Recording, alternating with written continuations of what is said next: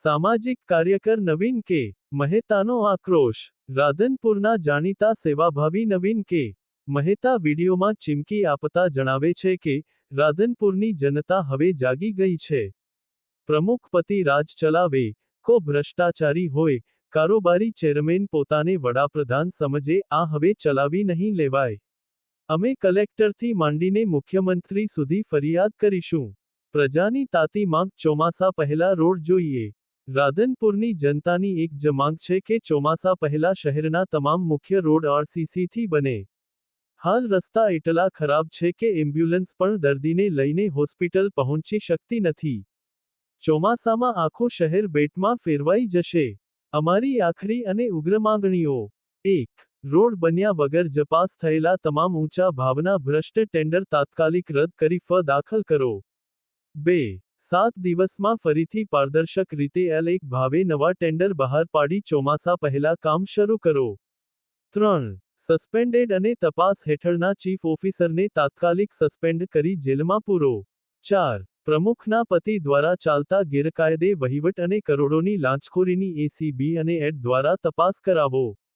5. કારોબારી ચેરમેન ડો. દેવજીભાઈ સહિત સંડોવાયેલા તમામ સભ્યોની મિલકતની તપાસ કરી સસ્પેન્ડ કરો. 6.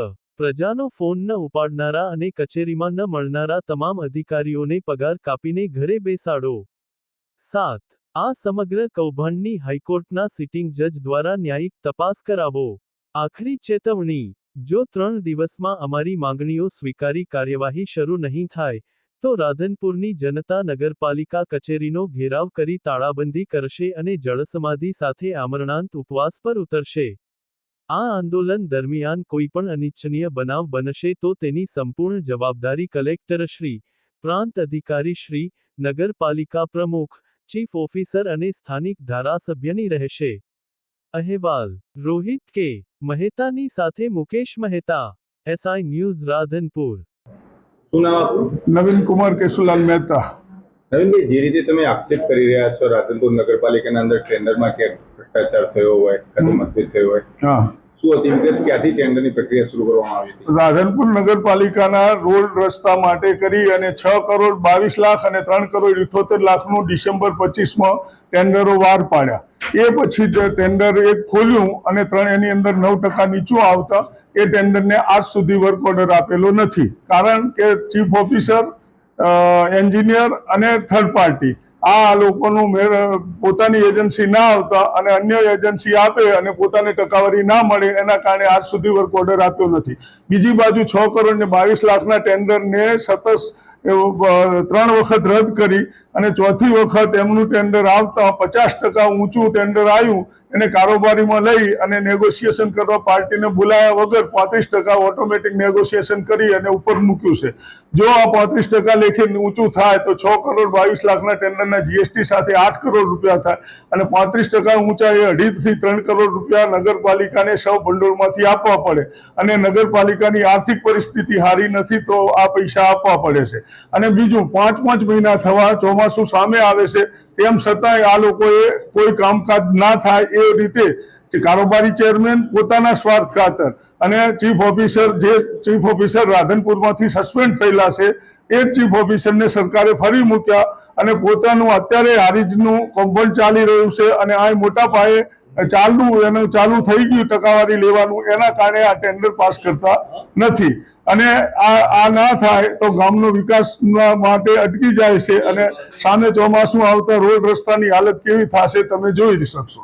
ટેન્ડરમાં આનાથી નીચે કોઈ ભર્યું હતું ખરી? કોઈ લોકો અમને જાણવા મળતી માહિતી મુજબ 6,22,00,000ના ટેન્ડરમાં 9% પ્લસમાં ટેન્ડર ભરાયેલું હતું. તે પાર્ટી આજની તારીખમાં 9% પ્લસમાં ભરવા તૈયાર છે. શરત જે છે એ શરતને થર્ડ પાર્ટી અને એન્જિનિયર ખોટી રીતે કરી અને એ લોકોના ટેન્ડર રદ કરે છે. જો કે એ પાર્ટી કોર્ટમાં જવા તૈયાર છે, હાઈકોર્ટમાં, પરંતુ સરકાર સામે જવું યોગ્ય ના લાગતા એ લોકો નથી જતા અને આ લોકો કોઈ જવાબ આપતા નથી. શું નામ આપનું? નવીન કુમાર કેશુલાલ મહેતા.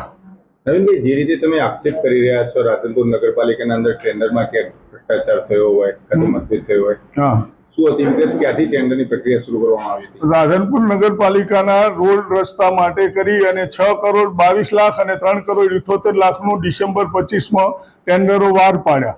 એ પછી જે ટેન્ડર એક ખોલ્યું અને એની અંદર 9% નીચું આવતા એ ટેન્ડરને આજ સુધી વર્ક ઓર્ડર આપેલો નથી. કારણ કે ચીફ ઓફિસર, એન્જિનિયર અને થર્ડ પાર્ટી આ લોકોનું પોતાની એજન્સી ના આવતા અને અન્ય એજન્સી આપે અને પોતાને ટકાવારી ના મળે એના કારણે આજ સુધી વર્ક ઓર્ડર આપ્યો નથી. બીજી બાજુ 6,22,00,000ના ટેન્ડરને સતત 3 વખત રદ કરી અને ચોથી વખત એમનું ટેન્ડર આવતા 50% ઊંચું ટેન્ડર આવ્યું એને કારોબારીમાં લઈ અને નેગોશિએશન કરવા પાર્ટીને બોલાયા વગર 35% ઓટોમેટિક નેગોશિએશન કરી અને ઉપર મૂક્યું છે. જો આ 35% લેખે ઊંચું થાય તો 6,22,00,000ના ટેન્ડરના જીએસટી સાથે 8 કરોડ રૂપિયા થાય અને 35% ઊંચા એ 2.5 થી 3 કરોડ રૂપિયા નગરપાલિકાને સૌ ભંડોળમાંથી આપવા પડે અને નગરપાલિકાની આર્થિક પરિસ્થિતિ સારી નથી તો આ પૈસા આપવા પડે છે. અને બીજું 5 મહિના થવા ચોમાસું સામે આવે છે તેમ છતાંય આ લોકોએ કોઈ કામકાજ ના થાય એ રીતે કારોબારી ચેરમેન પોતાના સ્વાર્થ ખાતર અને ચીફ ઓફિસર રાધનપુરમાંથી સસ્પેન્ડ થયેલા છે એ જ ચીફ ઓફિસરને સરકારે ફરી મૂક્યા અને પોતાનું અત્યારે હારીજનું કૌભાંડ ચાલી રહ્યું છે અને આ મોટા પાયે ચાલુ થઈ ગયું ટકાવારી લેવાનું, એના કારણે આ ટેન્ડર પાસ કરતા નથી. અને આ ના થાય તો ગામનો વિકાસ માટે અટકી જાય છે અને સામે ચોમાસું આવતા રોડ રસ્તાની હાલત કેવી થશે તમે જોઈ શકશો. ટેન્ડરમાં આનાથી નીચે કોઈ ભર્યું હતું ખરી કોઈ લોકો? અમને જાણવા મળતી માહિતી મુજબ 6,22,00,000ના ટેન્ડરમાં 9% પ્લસમાં ટેન્ડર ભરાયેલું હતું. તે પાર્ટી આજની તારીખમાં 9% પ્લસમાં ભરવા તૈયાર છે. શરત જે છે એ શરતને થર્ડ પાર્ટી અને એન્જિનિયર ખોટી રીતે કરી અને એ લોકોના ટેન્ડર રદ કરે છે. જો કે એ પાર્ટી કોર્ટમાં જવા તૈયાર છે, હાઈકોર્ટમાં, પરંતુ સરકાર સામે જવું યોગ્ય ના લાગતા એ લોકો નથી જતા અને આ લોકો કોઈ જવાબ આપતા નથી.